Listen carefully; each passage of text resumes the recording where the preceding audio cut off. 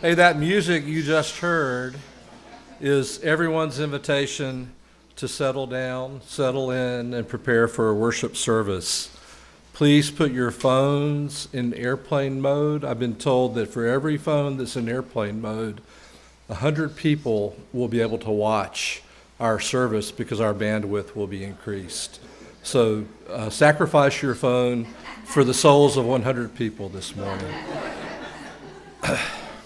And keep them that way for the duration of the service, which will help provide a higher quality stream for those attending virtually.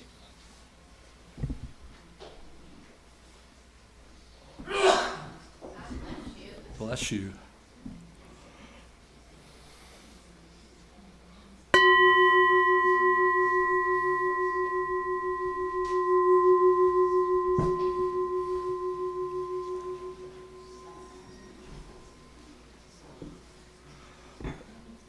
Please know that whoever you are, wherever you are from, whomever you love, and wherever you are on life's journey, you are welcome here. Welcome to San Gabriel, Unitarian Universalist Fellowship. Whether you are here in the sanctuary or watching at home, whether you are with us for the first time or the 1,000th, we are glad you're here. My name is Jeff Nobles. My pronouns are he and him, and I'm honored to serve as the lay leader this morning and as a member of the social justice team. Today is Social Justice Sunday, and San Gabriel is a member congregation of the Unitarian Universalist Association. We are part of a movement working for a just, peaceful, and sustainable world.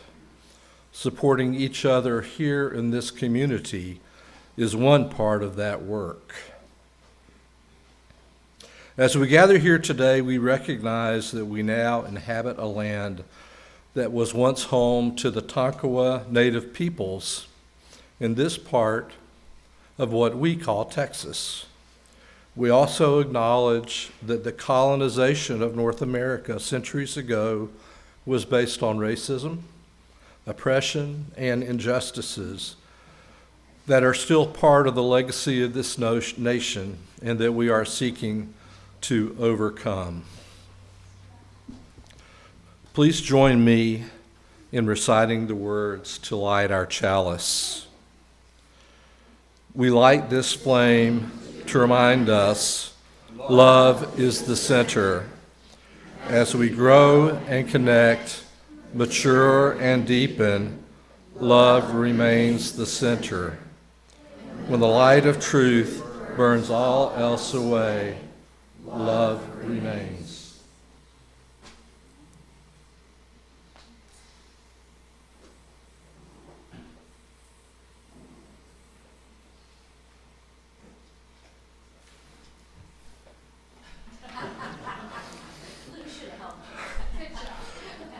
Let us greet this day in song. Thank you, Michelle. Our opening hymn is number 1008, When Our Heart is in a Holy Place, and that is in the teal hymnal. The lyrics will also be projected. Please rise in body or spirit as you are able.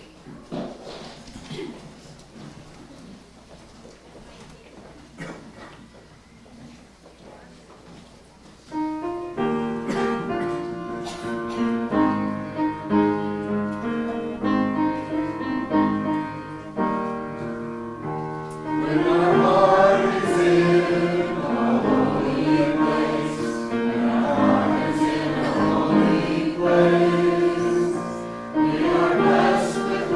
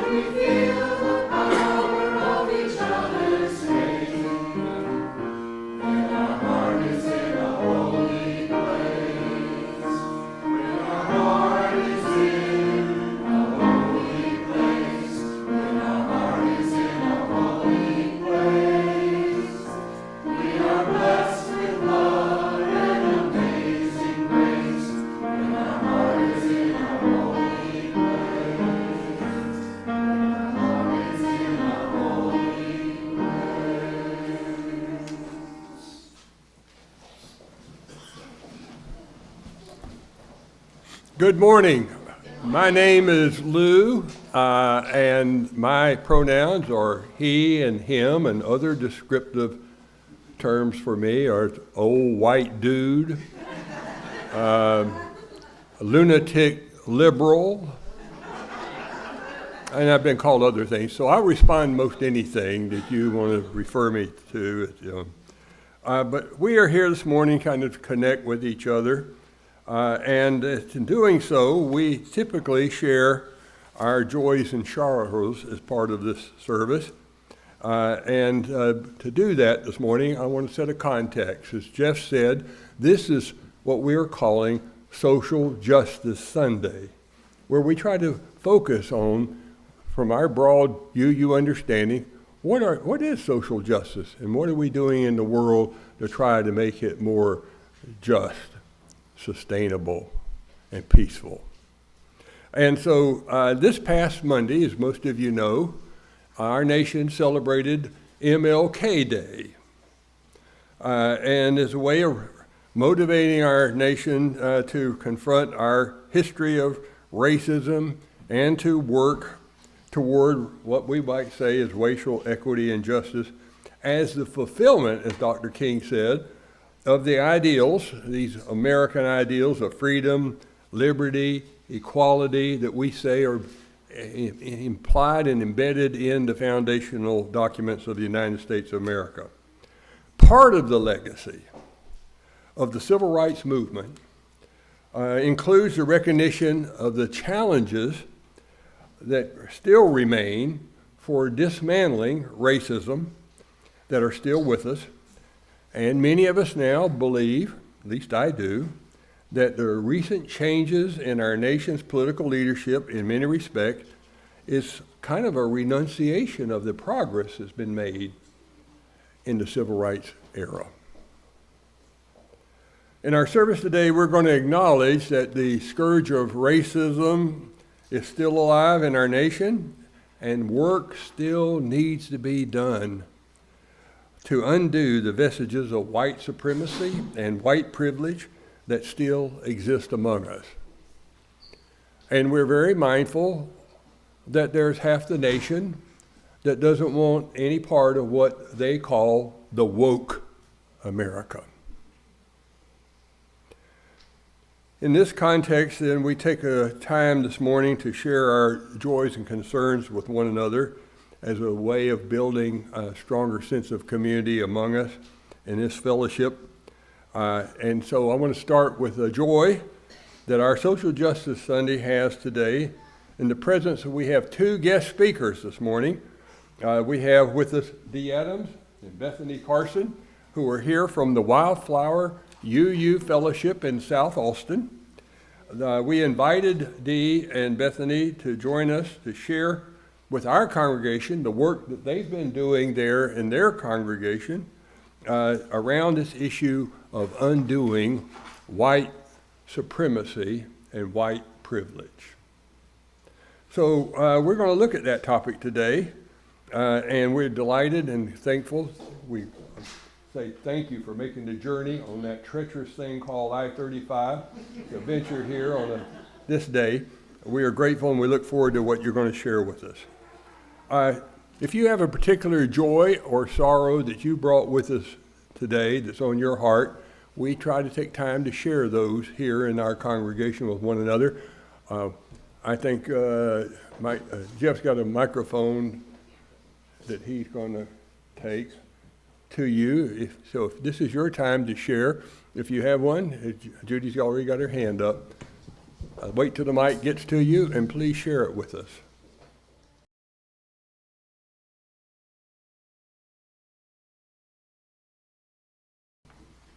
We are mindful this day that we all come with a variety of things to give thanks for, to be grateful for, to share in joy and celebration. We are also mindful that we come here today, many of us, with our anxieties, our worries, our losses, and we are mindful that sharing those, we find support and strength together as well. Thank you for sharing those this morning. I am going to offer a prayer. Will you pray in whatever form or fashion with me, please? Spirit of life, whom some of us call God, some call Yahweh, some have other many names for, we turn towards one another in the spirit that there's something beyond us and bigger than us that provides the source of life, the power of love, the wisdom of forgiveness. So we are here today gathered around those values and those faith convictions that we are to be a part of a world to bring some of those values into more clarity and more realization. We give thanks for the blessings that have been shared, the new opportunities, the healings, the life that was lived in love and shared for years. And we remember in this moment too, those sorrows, those moments of grief, moments of anxiety, moments of fear that seem at times bigger than we are. And we pray that you would help us to be instruments of a greater peace in the world around us. For I pray in the name of Jesus. Amen. We have a wonder box this morning, as we always do. It's here. And I'm going to give you a clue and see if you can guess what's in the wonder box. And the clue is, it often hangs on a pole outside. A flag! You were right. A flag. Here's a flag that's important to many of us. The flag of the United States of America. And it seems a little tattered right now, which seems appropriate for what's going on in the politics in this nation. Flags are important symbols. Flags say something about who we think we are, what we believe. They point to something beyond themselves. They're not just a piece of cloth with colors on it. It says something we think about who we are as a people. I have another flag in here. Michelle and I bought this flag several years ago, and we proudly displayed this flag on the front of our house in Sun City. Would you hold that up there for me? This is the flag that we put up.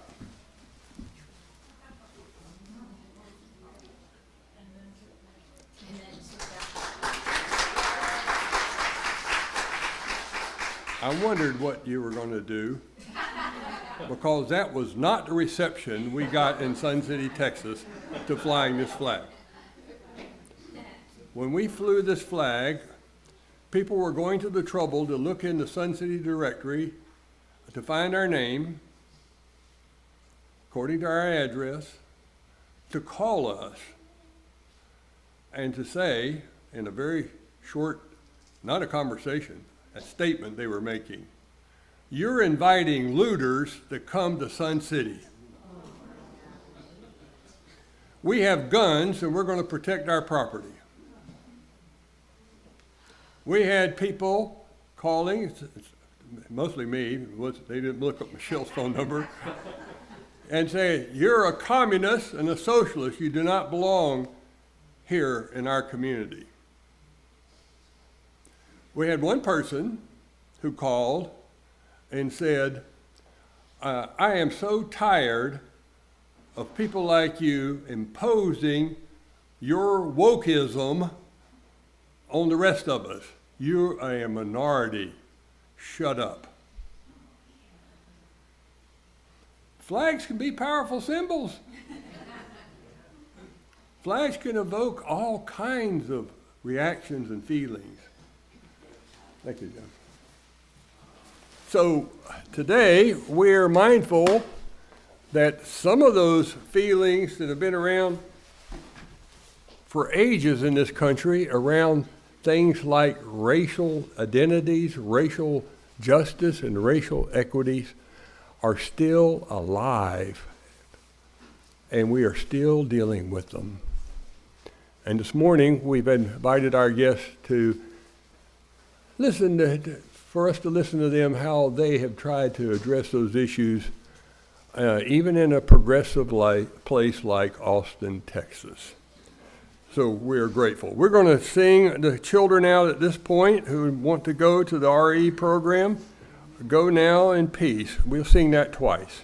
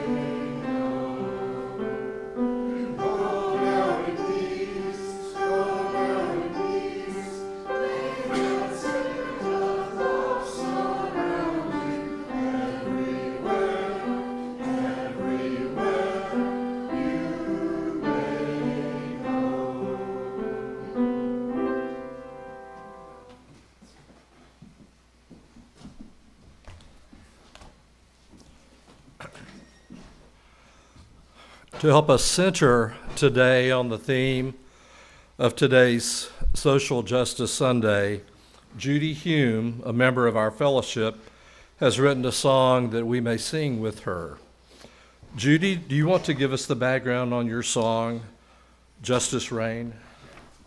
So February 23rd, 2020, a young black man was jogging in his neighborhood, and a father and son took it upon themselves to hunt him down and just create a racial motivated murder.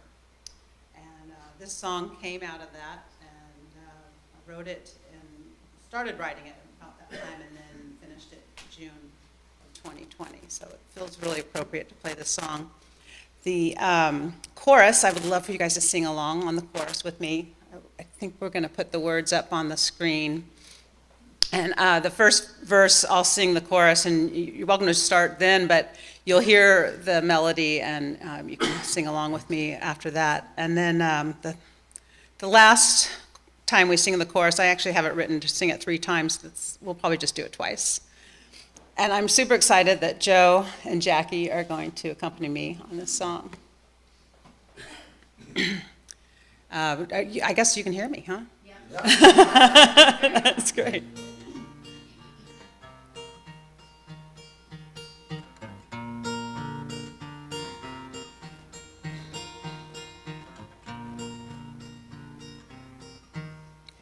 They rolled a tape just before he died.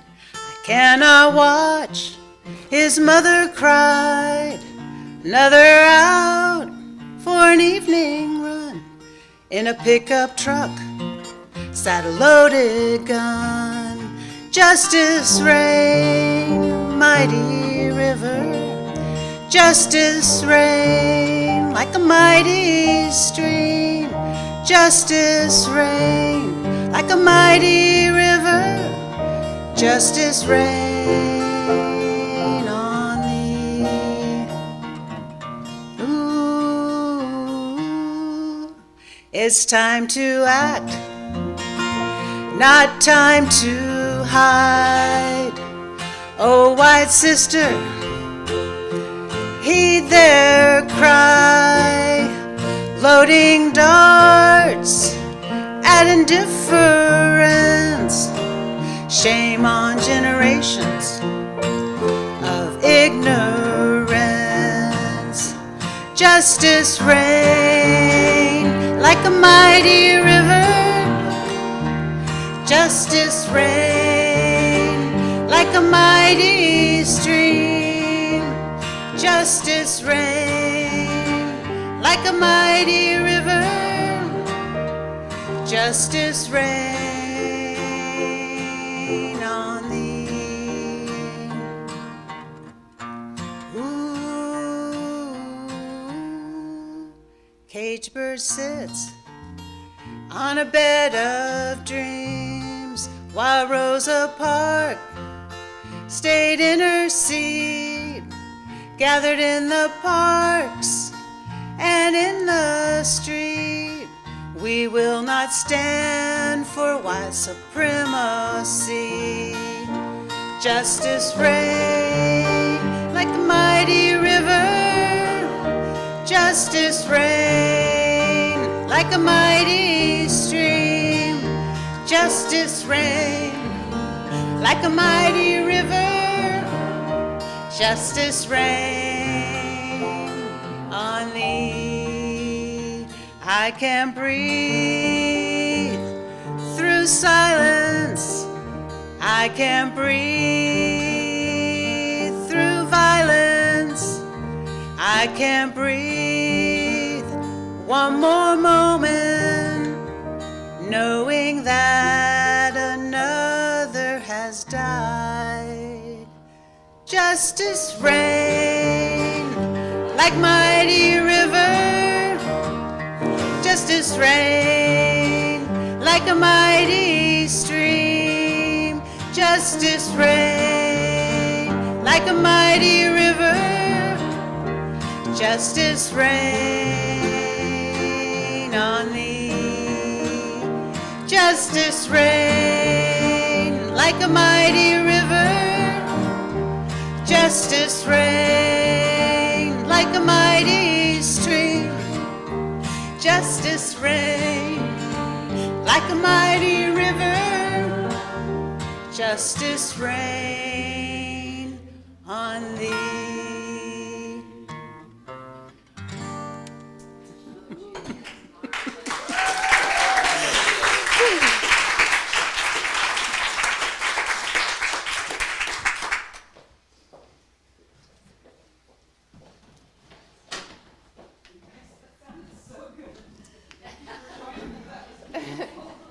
That was so wonderful. Thank you so much. Whew.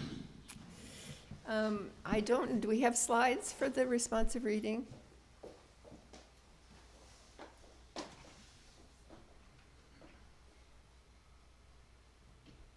And if not, we'll do the. It's up. It's up? Okay. And can you see by my head? Yeah. So the responsive reading this morning, sure, that's good, yeah. Our Journey is to Transform, and it's by Elizabeth Nugent. As Unitarian Universalists, our journey is to transform the big and the small, to transform ourselves and to transform the world. Universalism means no one is outside of the circle of love, and no one is disposable. No one is outside the circle of love, and no one is disposable. We stubbornly seek out the spark of the divine in each other, no matter what. Interdependence means none of us is truly free until we all are free. And our thriving is bound up in the earth's thriving. None of us is truly free until we are all free. We struggle for liberation from the violence of white supremacy, sexism, ableism, classism, and heterosexism. Our covenants mean we make promises to our communities to honor, love, and justice above all else. We make promises to honor love and justice above all else. Thank you.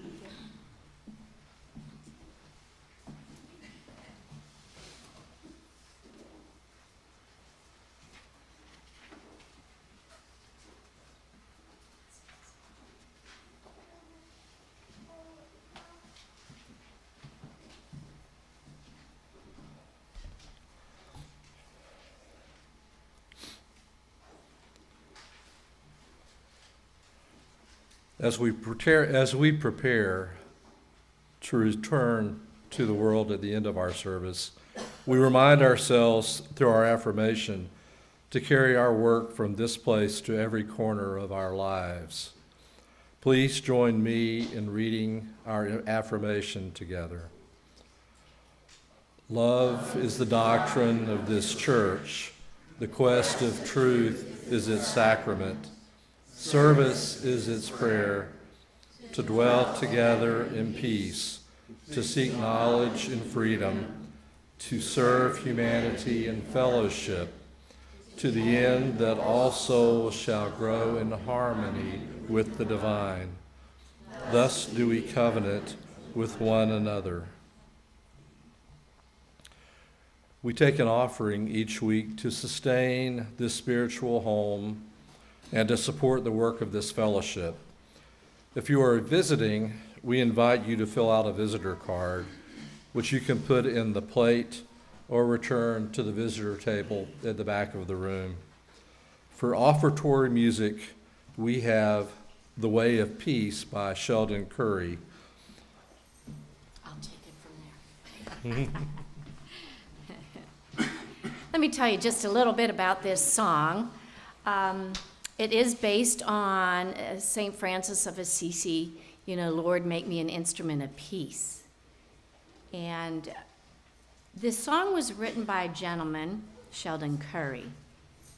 He's a composer. But right after September 11, he was called to New York City because he's a volunteer disaster relief volunteer. And he talks about visiting St. Paul's Chapel after days of work. And in that little chapel, which remained open 24 hours, 7 days a week, for 8 months, volunteers throughout the city ministered to those who were giving aid and the first responders and people like him. So when he returned home, he wrote this song, The Way of Peace. And so Laura's going to start playing, the ushers can come forward, and I'm going to read to you the first 2 verses of that song. So Laura, when you're ready.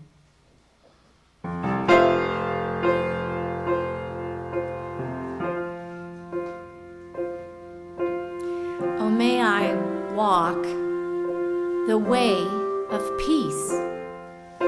Where there is hate, help me show love. When fear destroys, help me restore. To be the peace I'm looking for.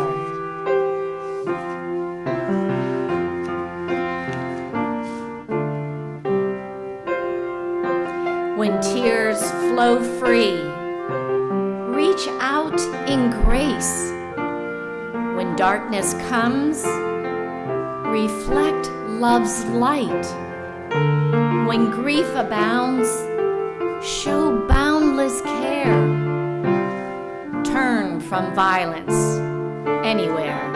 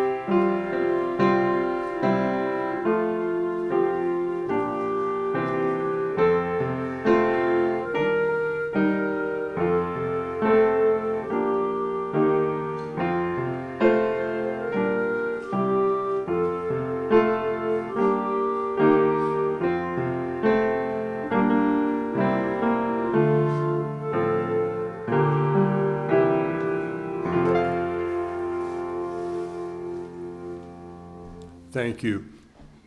Thinking about walking the way of peace gets specific at times when you start thinking about what are the road we're walking on, and what sometimes are we walking toward, and what are we walking away from. And this morning, Dee and Bethany are going to share with us the work that they've been trying to do in their congregation about dealing with white supremacy and white privilege. Thank you for coming.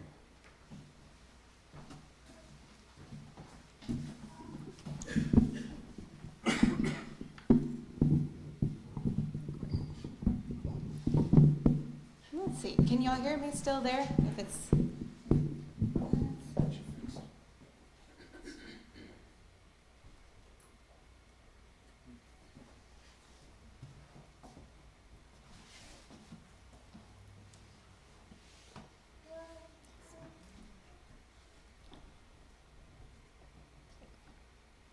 How about that? It takes a village, right? Yes.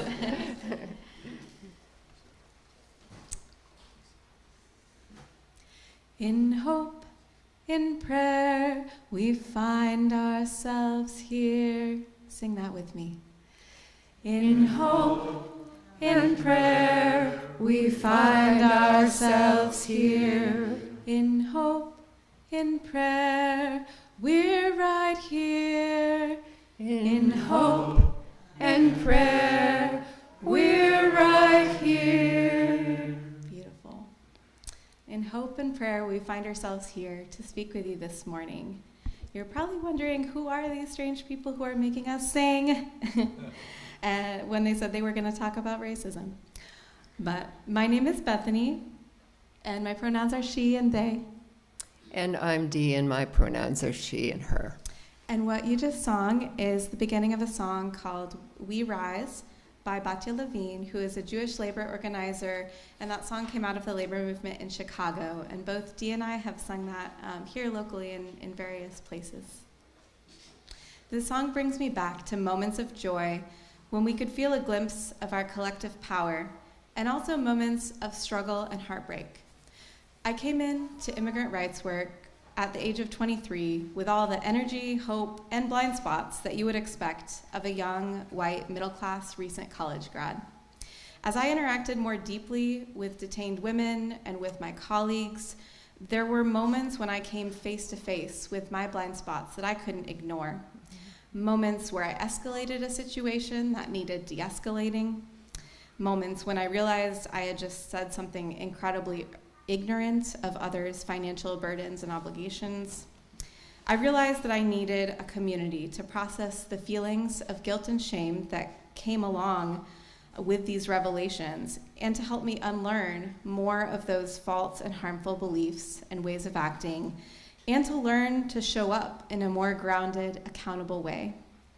And that's how I first came to Undoing White Supremacy Austin, which we'll call USA for short, and found a community of white people seeking to uproot white supremacy in ourselves and our community.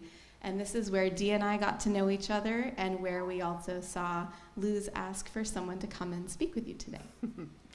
So it's a joy to be here with you. Now, some of my personal story. 10 years ago, at the age of 71, as Wildflower was beginning to do some future planning, I posed a question to a young Latino leader in our community. I posed to him, what is it that you most dream of yourself as we envision the future of Wildflower? And he said to me that I can bring my full self to Wildflower. That shocked me. Without fully understanding what it meant, I committed to then embark on this journey toward becoming anti-racist. He and I partnered to introduce learning opportunities on racism at Wildflower. One of those was to help organize 2 Undoing Racism trainings, and attending this training was highly impactful for me. I had not read any books on the real history of the United States. I had not heard of white supremacy culture, and came from rural New England, where I came with full color blindness. The result, I felt huge amounts of guilt for my role in perpetuating racism. One seasoned activist who was in the training reminded me that I could stay protected and guilty, maybe move into a savior or a charity role. Or I could be willing to do the personal work to reclaim the me who could build relationships and fully engage with others in this work. As I chose the latter, both Wildflower and USA have been containers for this work. Bethany joined Wildflower, and together we have worked together in both contexts over the years. And we represent the intergenerational nature of this work. Now let's sing together again. In hope, in prayer, we find ourselves here. Now you hope and prayer, we find ourselves here. In hope, in prayer, we're right here. In hope and prayer, we're right here. Beautiful. You all can sing. We're right here. Another thing I love about this song is that it reflects a school of thought that's called here-ness, developed by Jewish diasporic communities in Eastern Europe that called for a joining in solidarity with people around them, wherever they found themselves, to organize for a better life for all working class community members. This kind of approach requires a clear view of where here is. What forces are we up against? Who else is struggling? How did things come to be the way they are? As Bell Hooks puts it, the heart of justice is truth-telling, seeing ourselves and the world the way it is rather than the way we want it to be. Really understanding where we are and how we can move forward together, requires listening to truths of people different from ourselves and having the humility to re-examine our own beliefs and adjust our worldview accordingly. Our society desperately needs this truth-telling. There is deep harm being enacted on Black, brown, and indigenous communities by white supremacist systems. People targeted by these systems are taking risks to publicly fight for justice and refute the harmful ways their communities are being portrayed. Yet so many people are not targeted by these systems, deny there is a problem, dismiss their stories, deny their humanity, and attack and blame the people who have been harmed. Yes, and people of color have certainly been the ones directly targeted and who have borne the brunt of this harm. But we all have a stake in dismantling racism. After generations of building worldviews upon the myth of white superiority, we who have been socialized as white often fail to recognize the many ways that this internalized superiority affects how we think and how we act. Whiteness was a construct that was created by laws that were passed by landholding elites in the mid-1600s. These laws divided indentured European laborers and African enslaved laborers who had previously worked, ate, slept together, married each other, and lived under similar conditions. The new laws passed after multiracial rebellions gave meager economic benefits to free European laborers who were now labeled white, and stripped Black and indigenous people of rights, creating a new underclass. Although laborers far outnumbered elites and an equitable multiracial society could have been possible, whiteness created a psychological connection of superiority between white laborers and elites that prevented them from acting in their own material interest. Newly white laborers sold out their solidarity for unearned advantages and false superiority of whiteness. To this day, white supremacy continues to divide us from joining together to fight for our common well-being. And there is also a spiritual toll to living under white supremacy culture, where it is normal to ignore human suffering and to treat people as disposable. MLK Jr. called it a spiritual death, and James Baldwin wrote of it as a death of the heart. An elder in one of the anti-racist trainings I attended a few years ago gave me a visceral picture of what might be at the core of this spiritual death. Growing up, I learned from my father that this armoring up was essential to live in the world. Don't be beholden to others, show feelings of weakness, work hard, he said. The elder noted that over generations, to protect our whiteness, we've built a protective shield around our hearts.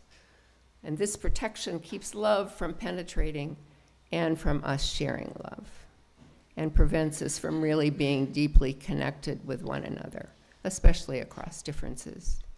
This was a seminal moment for me.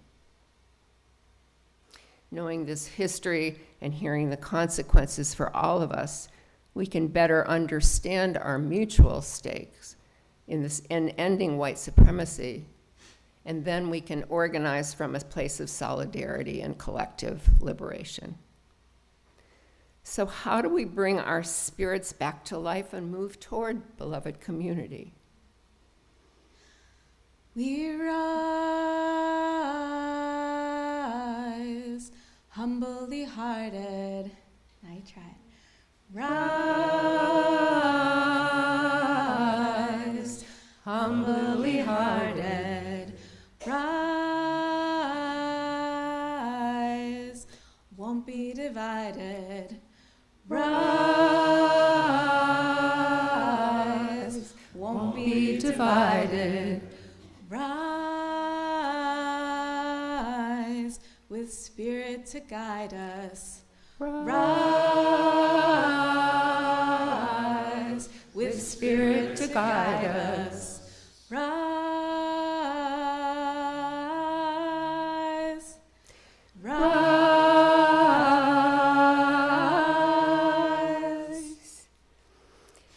History tells us that long-term anti-racist action is nurtured and sustained by more than sheer human will. Deep spiritual wells, regardless of their religious source, makes these efforts sustainable.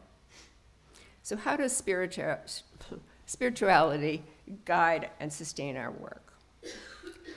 According to authors Regina Schultzfuss and Tobin Miller-Shearer, anti-racist spirituality calls us to act in several ways.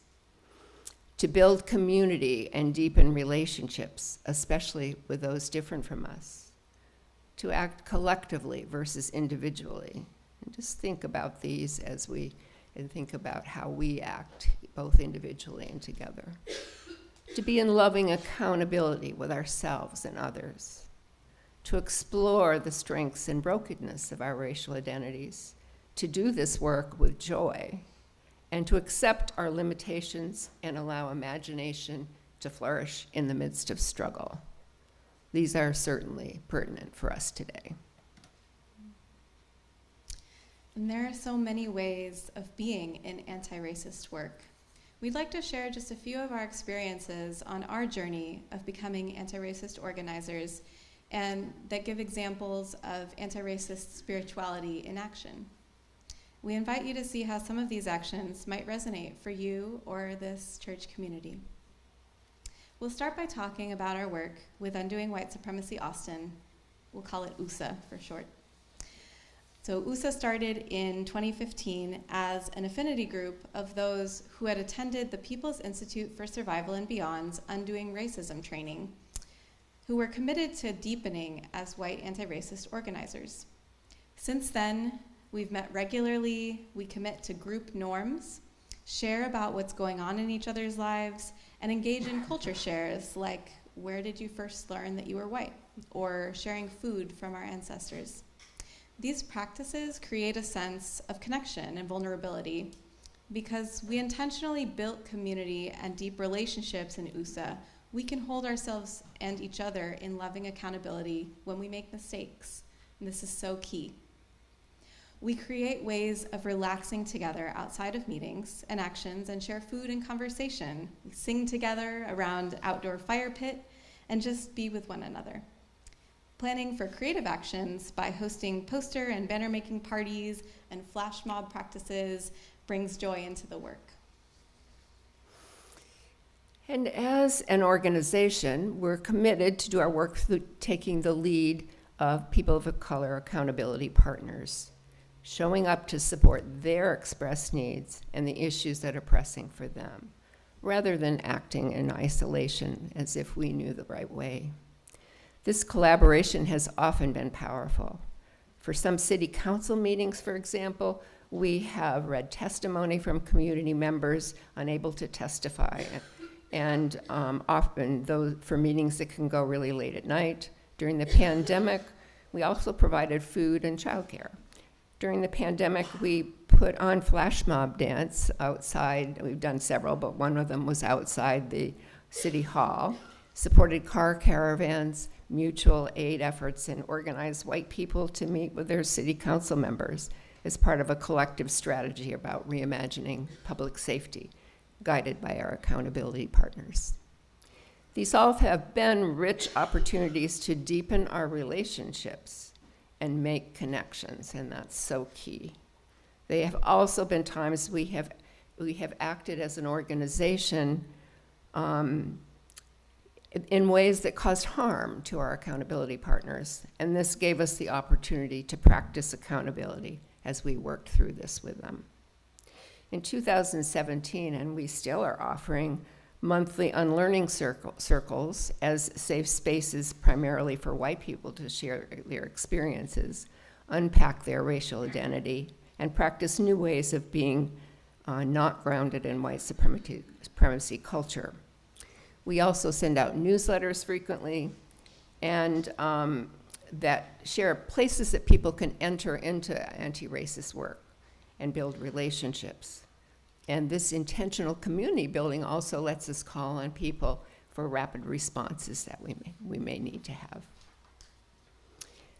Bethany, why don't you tell us about your ancestry exploration and how this can be an anti-racist practice?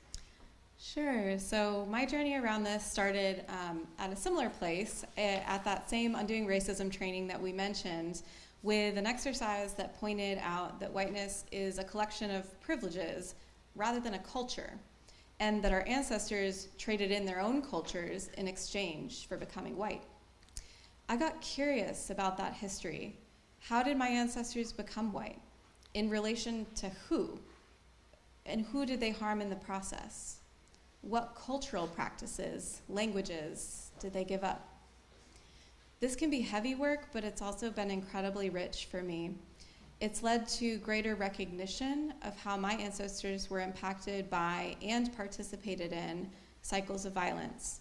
And it's deepened my commitment to be part of healing that harm. Learning about my ancestors' cultures before they were white has also opened new avenues of joy and resilience. I've found inspiration in resistance movements that emerged in times and places that my ancestors inhabited, and have begun experimenting with adapting ancestral practices of connecting with land. I've also taken up the tin whistle and started playing in Irish music sessions. Well, you know, it reminds me of a verse in We Rise, since you didn't bring your tin whistle with you. That's right. It goes like this. We rise, all of the children. We rise, all of the children. Rise, elders with wisdom. Rise, elders with wisdom. Rise, ancestors surround us. Rise, ancestors surround us. Rise, rise.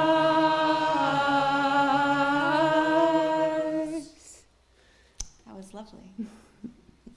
So Dee, can you share with us some of your experiences in hosting groups at Wildflower? I sure will, and it's going to resonate a little bit for what some of you have been doing with the warming space here at Georgetown. One of the ways I've been engaged in anti-racist work is being a champion for the use of our lease space as an accessible and affordable place for doing anti-racist and anti-oppressive work. I also host many of the events that occur. I view this role as holding a spiritual container that serves the needs of the people using the space. I've also learned the importance of my actions being culturally supportive of the people of color who are using the space. I have made mistakes, and I have been lovingly called in by those people of color with whom I have built relationships over time. It has been a powerful experience in which to forge significant relationships with the diverse community members that use that space. Austin's Equity Office holds Undoing Racism and other trainings on a regular basis in our community room, which affords an opportunity for me and other wildflowers to engage in the training and continue our learning. So Bethany, it feels like we are really being challenged to find ways to have an impact in this moment. Is there a learning you can share to help us have hope and stay in this? Yeah, that's a great question that I think is on so many minds and hearts right now. And sometimes I catch myself becoming cynical when I look back at what we've tried and some of the barriers that have come up to protecting people from all of these harmful systems. But in the case of the campaign to close the Hutto Immigrant Detention Center, for example, which perhaps some of you may remember, it happened not too far from here. We managed to get Williamson County to end their participation in that detention center, but the federal government pivoted to still keep it open. So sometimes, I ask myself, well, what did we really do? But then I remind myself of the day of the vote to end Williamson County's contract. Hundreds of people came out, and we felt our collective power as we sang together, packed the courtroom, and forced decision makers to divest from their 10-year support of that abusive institution. Years of showing up alongside detained and incarcerated people taught us so much about how to exercise our collective power, and the stories people heard and the relationships they built have shaped their worldview and will likely be protective in this moment. Personally, I have a profoundly different reaction today when I hear the words felon or criminal immigrant than I did 10 years ago, because I've worked closely with people who are labeled in that way. I've met their families, listened to them share their struggles and wisdom. It's much more difficult to divide us from each other once we know each other as people. There are times where what we can do right now, the best next step, seems small and insignificant, but as Adrienne Marie Brown says, small is all. When we vision and act in ways that are consistent with our values, even when we may not see a path forward, our actions have ripple effects and can create powerful change. Our biggest job as organizers and as faith communities is to overcome cynicism and convince people that things don't have to be this way and another world is possible. When we act as if another world is possible, against all odds, we are finding the sacred within ourselves and each other. And we end where we began. Let's sing together.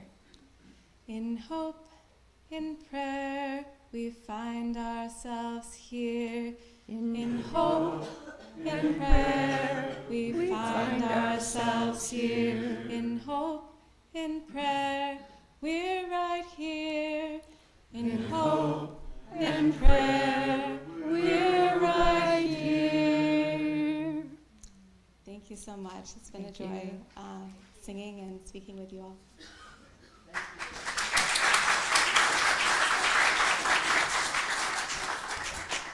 We thank you for sharing your experiences with us.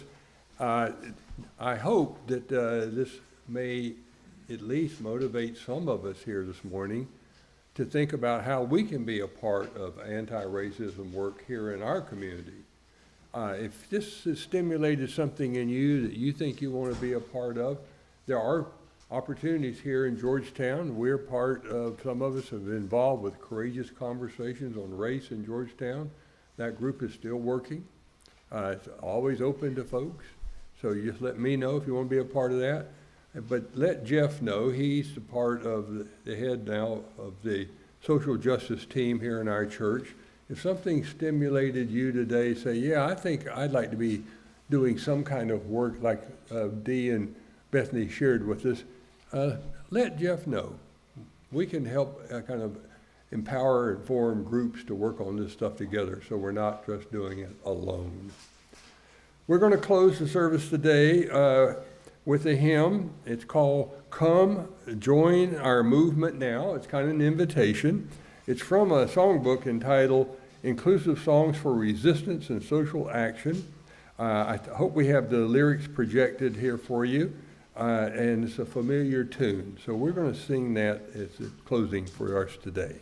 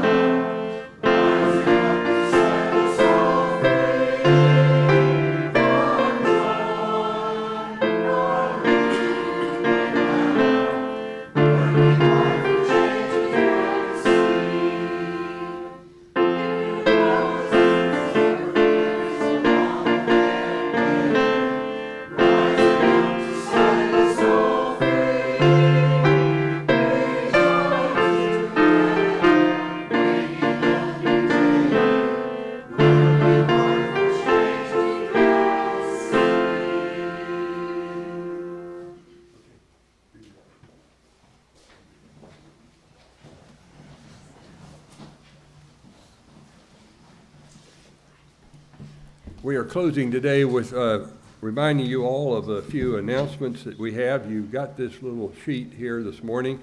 We call your attention. Hope you've read through those. I want to highlight that we have a service in the celebration of Bobby Wool's life next Saturday, February 1st, right here, 1 p.m. And you're all invited. Those of us who knew and loved Bobby are welcome to help celebrate her full life. You can see that there are other invitations for opportunities to be a part of everything from recovery groups, reproductive justice, art show, drum circles. Are there other announcements that need to be made this morning? Anybody has here? Yes, ma'am.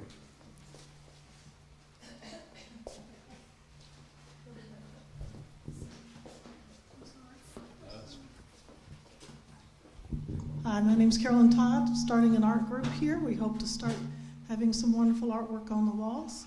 I was asked to do a demonstration about D-rings, and I'm going to do that for you right at the back of the desk today so you can see what a D-ring can do. Okay, thank you. Good, thank you. Thank you, Carol. Anyone else? Way back there at the table.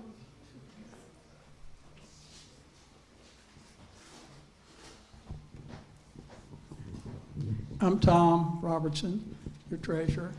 And well, John Shaw was our treasurer, and he helped me immensely. And one of the things he did recently, which took a huge amount of time, was he sent out a letter to everybody telling them how much they'd paid last year, or how much they'd given. Excuse me, they didn't pay. They donated it to the church last year. In any case, I noted that mine came in and Google, Gmail put it right into the spam. And so, I don't know why it did that. I have no idea. But if you didn't get it, look in your spam, just and if you need it for tax purposes and you didn't get it, you can always call me, because I got his whole list. Okay, thank you. Thank you, Tom.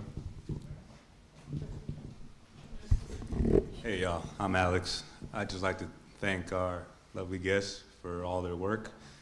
It isn't easy. It's probably one of the hardest jobs I could think of, especially in the current situation this country is in. I'd like to thank each and every one of you, because just by being here, you're choosing the hard path. I, as a young brown man, have certainly experienced my fair share of racism, bigotry, bias, either unconscious or very conscious, You putting that flag up in your neighborhood, that could have ended very badly. That is choosing the hard path. So, thank you. Thank you. Pam? Hi, I'm Pam Hibbard, membership team. Hot off the press, we have some business cards, little cards that are for SGUUF. I invite you to take a few of them. We have them out on the table here. Put them in your wallet, put them in your purse, whatever. And if you're in a social situation and somebody is interested in knowing more about us, please feel free to hand out a card. There's plenty of white space on the front if you'd like to put your personal information on there as well. Thank you. Thank you for helping us find ways to invite others to come join our fellowship. I think that's all the announcements we have this morning. I don't think, Rob's got one. I'm Rob Berthold. Thursday night, I had the opportunity to join Michelle in staying here with many of the unhoused in our community as part of our using this church as a cold shelter. This place is neat and orderly right now. You should have seen it Thursday night. It was like a plane wreck. We had cots set up all over the place, and there were tables of donated clothes, tons of donated food. It was amazing. Thanks to Michelle, to Nate, and numerous other volunteers. I don't know the names of everybody, but hats off to Michelle, most of all, for leading the charge and organizing this effort. That's what I wanted to talk about, Well, just no, ever so no. briefly. We're running over. Sorry, No, you no, can't. no, You don't no. have time. Listen. Don't have time for. Many of you don't know that originally we started to offer the warming shelter here for 3 nights, Sunday, Monday, and Tuesday night. Our church, your church, was gracious to say on Sunday afternoon, the library is going to be closed on Monday for MLK. Can you run the shelter all day so folks would have a place to stay? I said, well, I'll give it a try. If we get volunteers, we did it. So for 2 days, because remember the weather got really bad and the library closed again, you all, with your support, allowed us to run a 24-hour shelter all day Monday and all day Tuesday. And then the weather still continued to be nasty at night, and we extended through Wednesday night and Thursday night. So it was a wonderful effort. Yes, we had up to 20 guests the last night and tons of volunteers. But I need to make a public apology. By Wednesday, I was getting a little frazzled. There's a lot of phone calls, a lot of organizing. And I apologize to the few of the volunteers. I did get a little terse because things were, we have protocols and guidelines that we must follow. And some of that was not being followed, and I'm a bit of a rule follower. So I apologize if I hurt anybody's feelings. I've learned a lot from this experience that we can document and even have a better experience next time. But thank you, church, for being a church.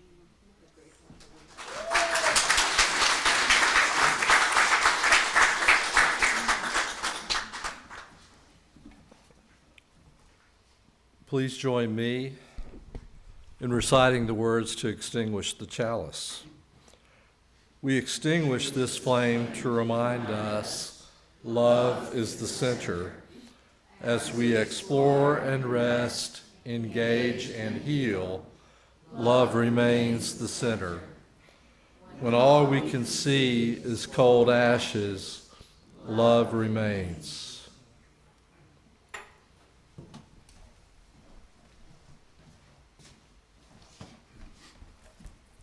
We end with a benediction, a blessing that I'm offering for all of us. I'd like for you to be sure to thank Bethany and Dee at the end of the service. Please join us for refreshments in the coffee room afterwards, if you can stay. We share in that time of fellowship after the service. So, may your heart be open wide enough to receive the light of love and others in life extend to you. And may you find the courage to face whatever fears and uncertainties that are invading your life. And may your God or Spirit of life bless you with unexpected graces and enduring peace. And may your faith in the power of compassion and forgiveness sustain you in the dark moments of your living. And may you seek to be an instrument of hope and joy and peace in the relationships that you encounter. And may we, as a community, bound by a common bond of values, devote ourselves to ending racism, strengthening the hand of the poor, the marginalized, and advocating for social equity and justice in our nation and in our global community. Amen. Go in peace.